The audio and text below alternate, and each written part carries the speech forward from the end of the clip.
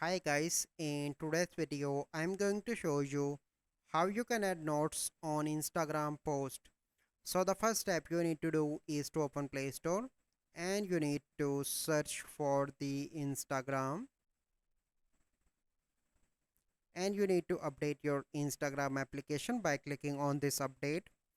Once you done that, you need to go back and you simply need to open Instagram application and select any post. I'm going to select this one, and here you can see in bottom option add note, click on that, and now I'm going to add note amazing place bro.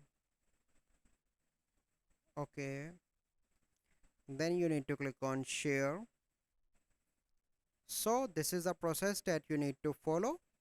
So I hope you find this video helpful. If you find this video helpful, must like this video, subscribe to our YouTube channel for future videos. We'll see you in the next video.